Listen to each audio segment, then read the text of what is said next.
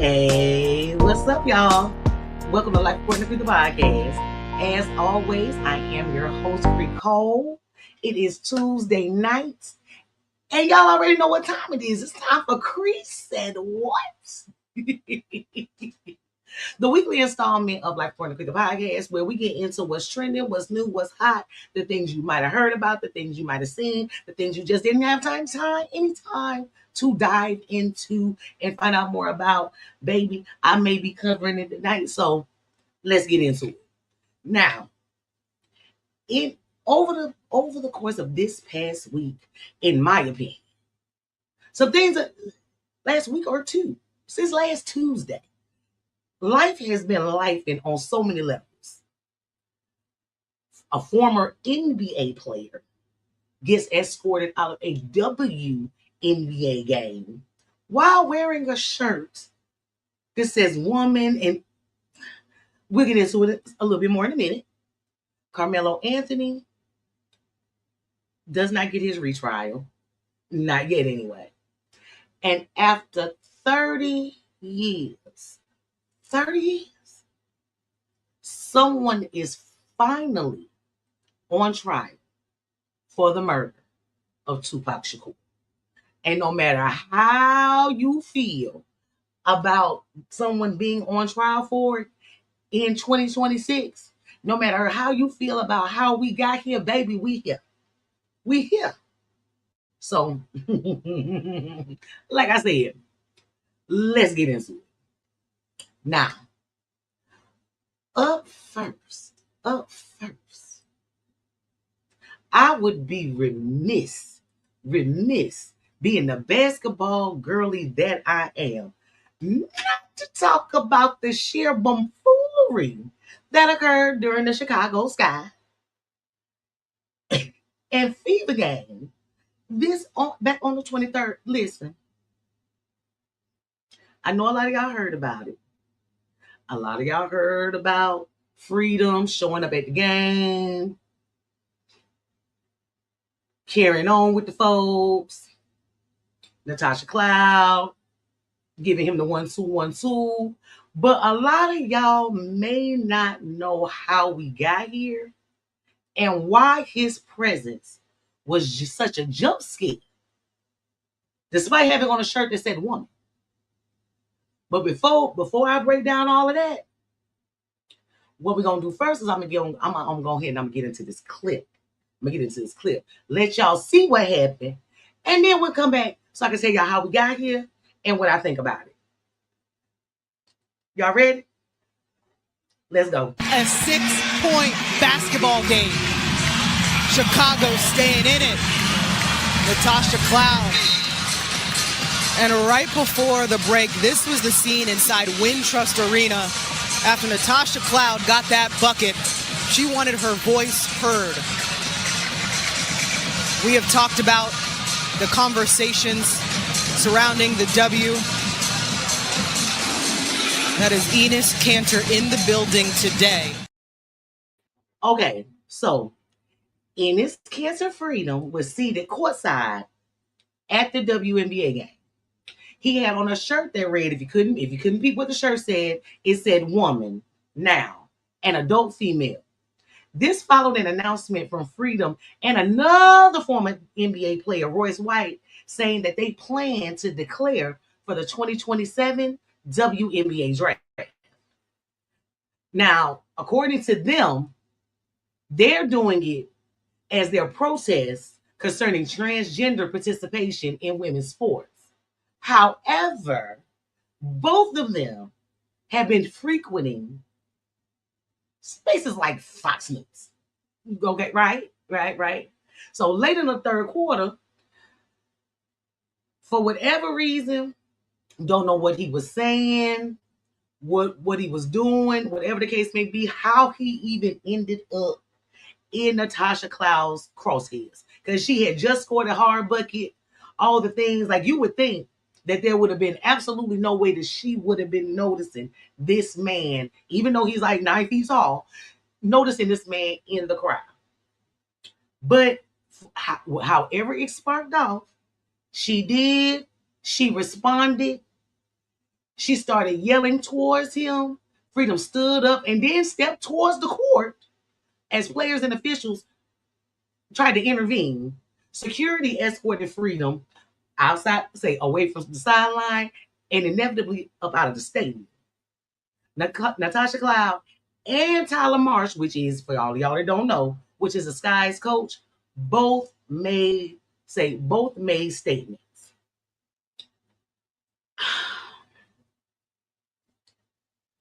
This is my thing.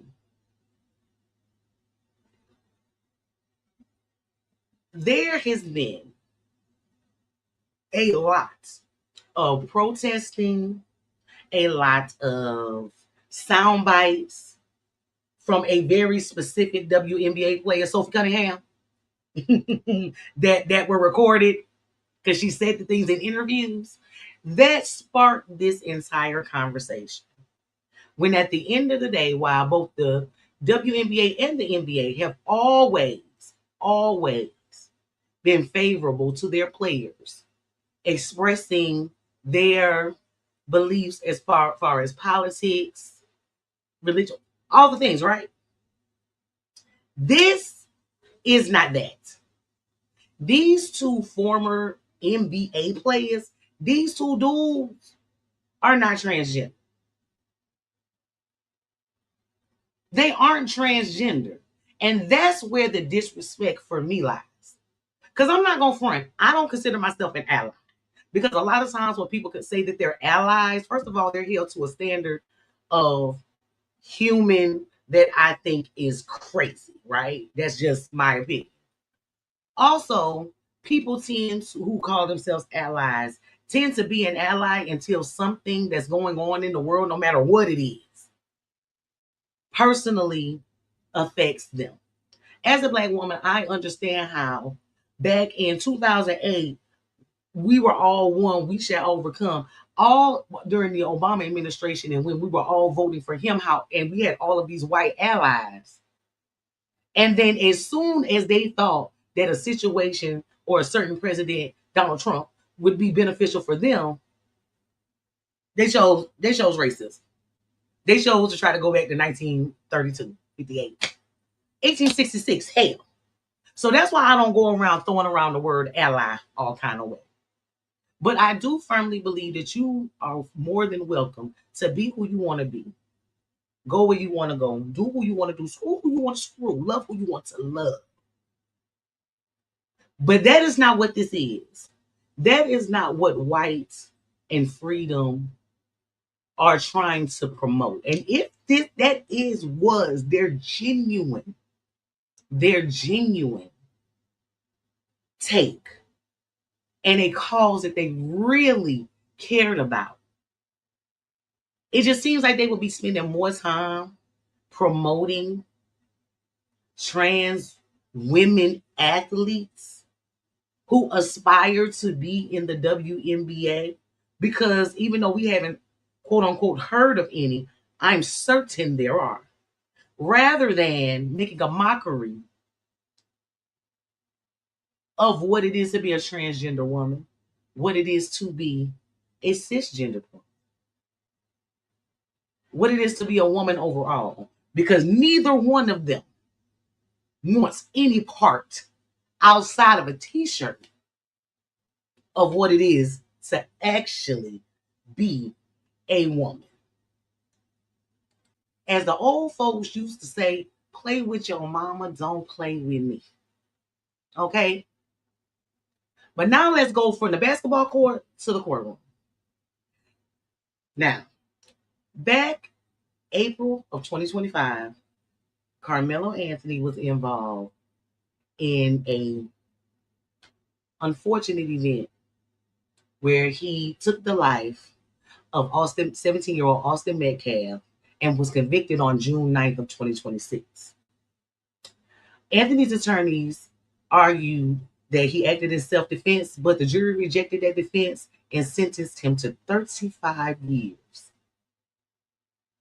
His new legal team requested a new trial. Judge John Roach Jr., who presided over the original trial, was removed from the post-trial proceedings after publicly saying that the jury got it right, clearly expressing his bias. I don't know if a lot of you remember, but not too long after the verdict was read and Karmelo was sentenced, photographs came out of the judge spending time with the Metcalfs prior to all of this happening. So a visiting judge then held a 2-day hearing on Anthony's request. Part of that hearing focused on the alleged written agreement between the original prosecution and defense about limiting background information involving Anthony and Metcalf. Anthony's former attorneys testified that the disagreement over the arrangements affected their decision not to put Anthony on the witness stand. Unfortunately, on August 22nd, Judge Michael Chitty denied the request for a new trial without providing a detailed explanation in his order. Anthony, convicted, now faces a 35-year sentence. His attorneys say they will continue challenging the conviction. So here's the latest update. To NewsNation, Karmelo Anthony will not get a new trial, leaving his murder conviction in place in the death of Austin Metcalf.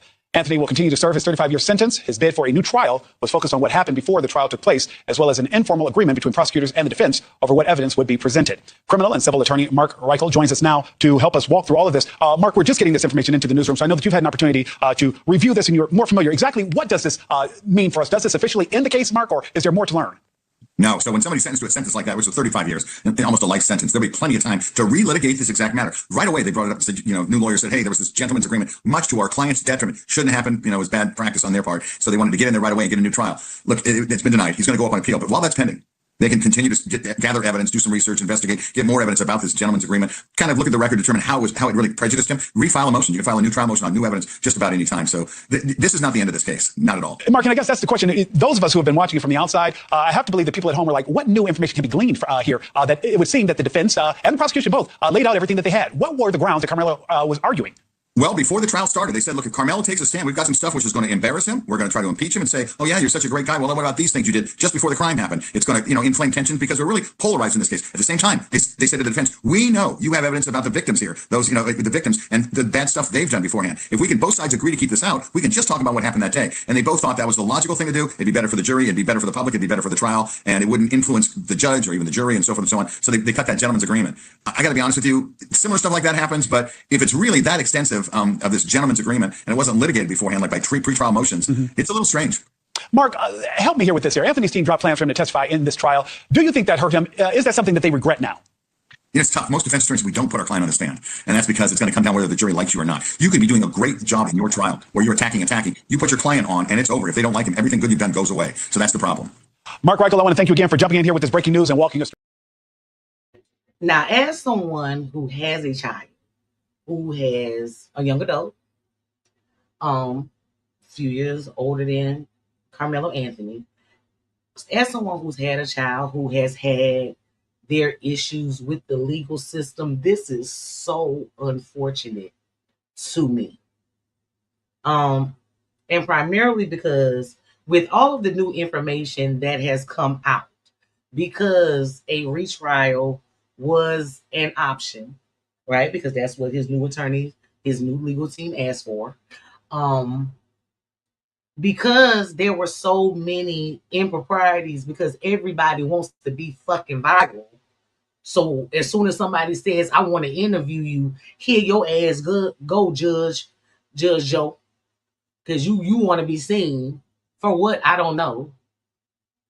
I don't know if you want a little text, for who knows? Nonetheless, it is so unfortunate that the process that anyone goes through that is not of a certain Cree,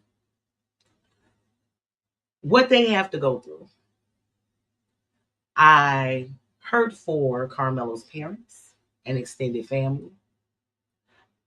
After all of the things that have come out about the Metcalf boys, even down to them whooping up on their own daddy, the one who also loves the camera, I can see how that situation could have been intimidating. I can see how, if confronted with aggression, I can see how fear can make you react to a situation maybe not in the best way that you possibly could have, you know. And I also understand the bigger picture when it comes to what this trial signifies as it goes on, because there will be a retrial. Eventually they will find a viable reason for a judge, or go through some more judges until they find one that does not agree with the media reports, who does not agree with the findings of the original jury. And that's another thing. You're entitled to a jury of your peers. A whole bunch of middle-aged white or black folks are not a jury of any teenager's peers. Some of the most challenging conversations occur between people right now in their late teens and the comprehension of those our age, my age, 40 and up people. Because a lot of people my age don't want to understand, and older, they don't want to understand. So sending prayers and blessings and a certain level of peace to continue on to Karmelo Anthony's family. There will be more updates as this goes on, because I promise you, nobody's gonna stop. Listen here, listen here. My son has been awaiting to go to general sessions in a neighboring county to me for 2 months. I am about to lose my mother in mind. Every day, I have to gather my mind, gather it up, put it back in here so I can get this stuff done. So I can't even. I just thought I was gonna say I can't even imagine what it's like for your son to actually be gone. I can't even wrap my head around. So sending love and prayers to the mom and dad and extended family of Karmelo Anthony.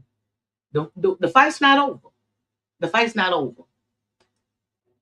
Okay, so our final story involves a murder that became one of the biggest mysteries in music history. Nearly 30 years later, the case is finally being presented to a jury. What am I talking about? I am talking about 30 years later, Tupac's murder is finally on trial. Now, for those of you who don't know, I'm gonna give y'all the correct timeline without improving it. But Tupac Shakur was shot in Las Vegas on September 7th, 1996. He died 6 days later at the age of 25. Duane Keffe D. Davis was arrested in 2023 and is the only person ever charged in Tupac's killing. Prosecutors accused Davis of organizing the shooting in retaliation for a fight involving Tupac, members of his group, and Davis's nephew, Orlando Baby Lane Anderson. Davis is not accused of firing any fatal shots. Prosecutors allege that he obtained and supplied the gun used in the attack. Davis has pleaded not guilty. His defense argues that the stories he told, we'll get to that in a second, the stories that he told in interviews and his memoir were exaggerated for attention and money. Jurors have now heard Davis's recorded 2008 police interview, where in that recording, Davis placed himself inside the white Cadillac, right? that was involved in the shooting and identified Orlando Anderson as the shooter. Testimony has also revived the allegations that Sean Diddy Combs, Puffy, Love, P. Diddy, offered money for Tupac's killing. Combs has always denied. Sean always said, I had nothing to do with that right there. I ain't had nothing to do with that. And has never been in any way, form, shape, form, or charged with anything regarding that case. So now, let's get into the latest from the court. Wayne Davis gets the judge's attention and then unleashes. I get beat up by the cops. The guy attacked me in here, sent me to prison. This is wrong, and it's mostly this guy. This guy, being the prosecutor, fires back. For the record, I think he's indicating he's upset I'm prosecuting him for murder. During day 5 of the state's case against Davis, street name Keffe D, the jury listened to another long audio recording of the former gang leader speaking to investigators. This is audio from 2009 of Davis describing driving up to Tupac Shakur and Suge Knight's BMW. What happened when you pulled up alongside? Shooting. No, you're not being clear. He asked you, you said got to shooting. What do you mean got to shooting? Who got to shoot? Orlando. Davis there is referring to his nephew, Orlando Anderson, as the one who pulled the trigger. Sean Combs' name also comes up repeatedly in this audio. After we was like, damn, we get paid now. Okay. But when you say paid, been paid by Puffy, right? Yeah. In these interviews with investigators, Davis says Combs solicited a hit on his rival record label owner Suge Knight of Death Row Records, which Tupac was signed to. Combs has repeatedly denied any involvement in Tupac's death and has never been named a suspect. The jury also looked at clips from a docuseries that aired on BET. Who shot Tupac? The keeper for the code of the streets. It just came from the backseat, bro. As that soundbite is played, Davis watches with intensity. And look at Davis's reaction as prosecutors ask this of the filmmaker. Was your show scripted at all? No, and I I pride myself in making sure that my work meets the strictest journalistic. Now, for all my older millennials, and I mean like 81 to 84-ish, right? And young Gen X, like mid to young Gen X, got a question for you. Where were you the night Tupac died? Well, the night Tupac was shot. Where were you? Now, let me tell you where I was. I was in an apartment complex. May have been considered a project. On 16 Mile Road in Mount Clemens, Michigan. I was with my friend Kaisha Mack and 3 other gentlemen who will remain nameless. Because at this point in my life, all I remember is their nicknames, and I'm not even going to do that to myself. Nonetheless, I remember we were listening to the radio, sitting outside, sitting on cars. People are moving, a lot of moving pieces, a lot of people outside. And it came over the radio that Tupac had been shot.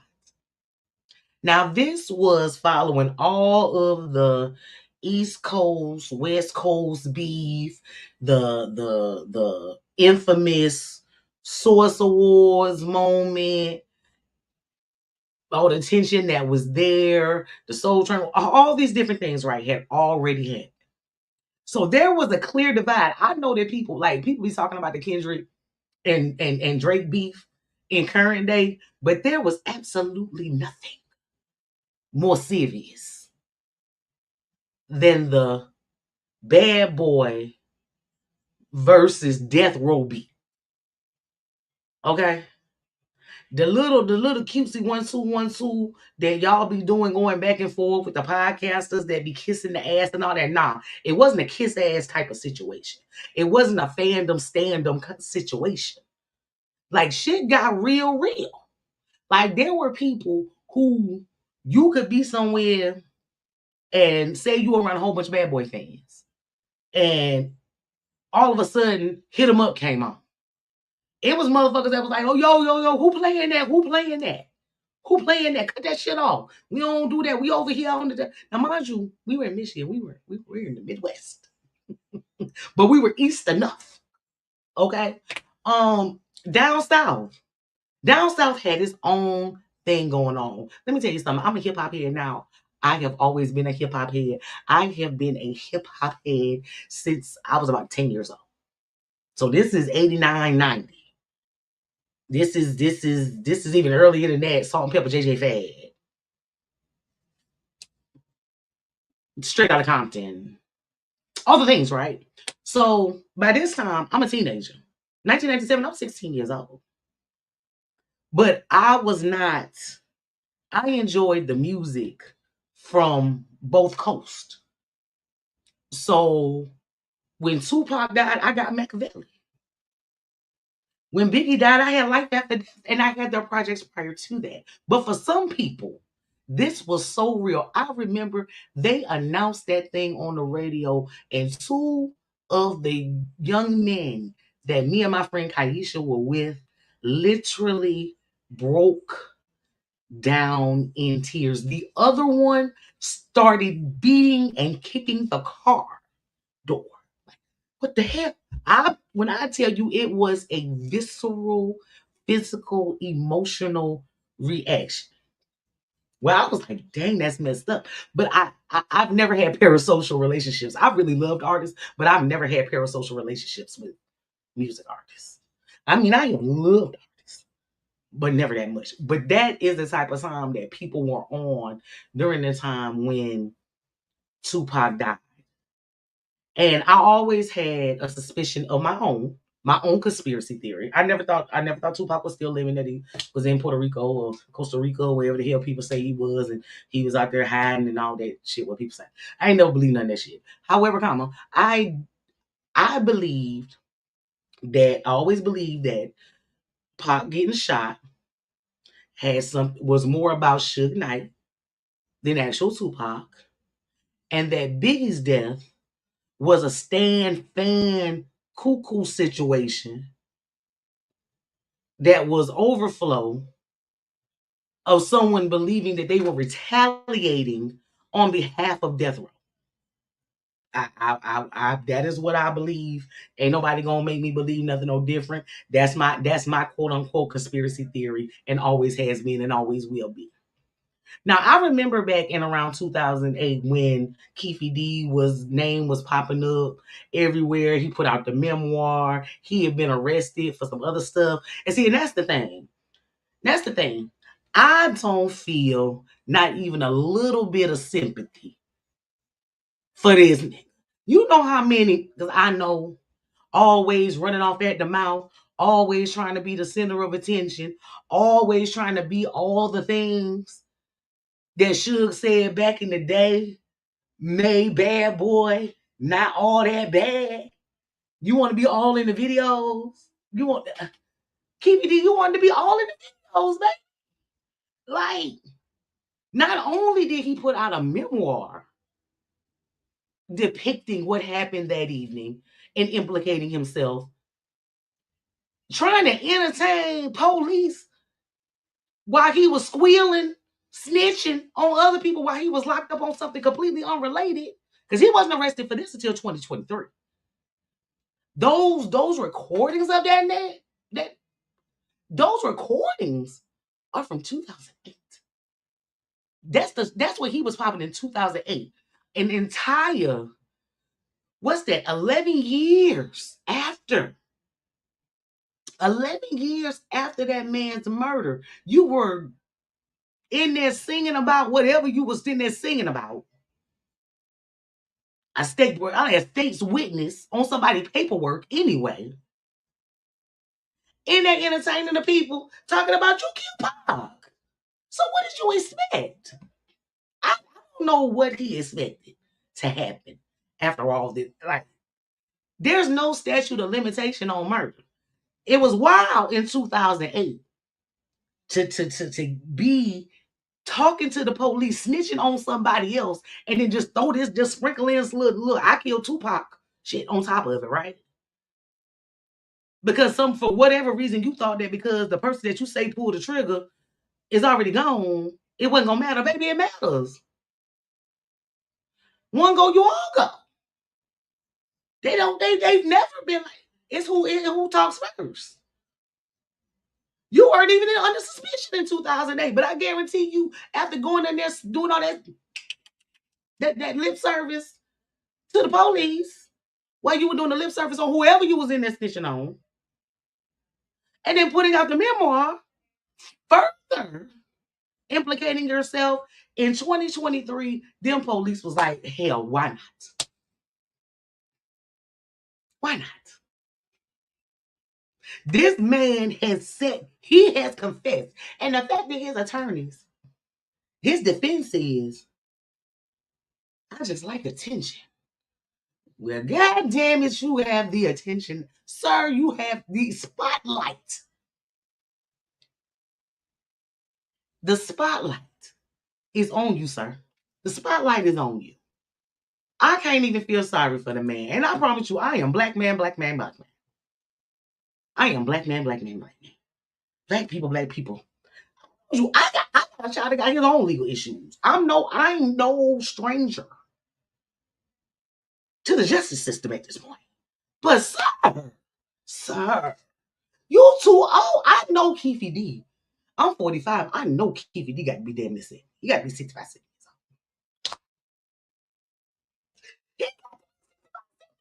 old. And you wanted attention off of someone's death? That's bad. That bad. You wrote it in a book, sir. You wrote it in a book.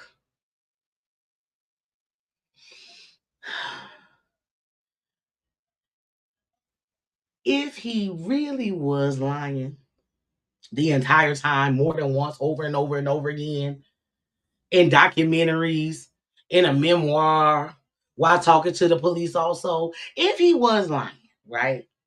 Because he also did it in a documentary, right? He implied that he was in the car with the person who shot Pop. Like he wouldn't, like that don't make him guilty, right? Let's just say, if that is the case and he was just lying, I hope that God spares him from the penalty that people get for murder. However, he definitely owes somebody something. There is a bit of karma that is due to him for years, over decades of lying. Like if they would have said that he told the lies back in 1998, 1999, okay. You told the lies in 2008, sir. Really? Look. Because that's how much older he is than me. Really? Come on, man. Come on, y'all. Oh my God. Like, we have to be for real. And that's why a lot of you locals be getting locked up. Now, these were 3 different stories, but each one has people talking about actions, consequences, and accountability. There's nothing that we do in this life that does not have a wave effect or a trickle effect onto other things, onto other people. We do not exist in this world alone. You can't spout off at the mouth about this person and that person and expect for a sheet not to be pulled off of yourself. You can't expect to do things to people and there not be no consequence for the things that you do, whether or not those consequences are witnessed by others or if you experience them personally. There's no action that you or offense that you're going to commit against another person that is absolutely positively never ever met with any type of combative energy for it. while everybody else out here trying to hold everybody else accountable in the upcoming week, just in life in general, let's try holding ourselves accountable first. Holding ourselves to a level and a standard to where before anything ever jumps off, before anything ever pops off, before anything is ever said, we have the wherewithal in the mind to say, you know what? I ain't gonna do that. That's where it starts. And now I want to hear what y'all think. Drop your thoughts and your comments down in the comment section and let me know which one of tonight's stories stood out to you and why it stood out to you.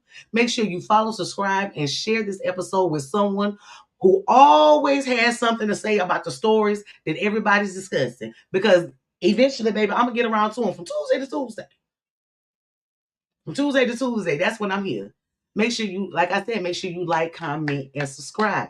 I will see you all on Thursday for Tapped In with Cree Cole. Special guest will be announced tomorrow night. And remember, as always, loving yourself first isn't selfish. Loving yourself is a way to teach yourself how to love others better. So until next time, keep scrolling, keep checking it out, keep doing your big one, and stay in the know. Stay in the know. Okay? Till next time. Bye, y'all.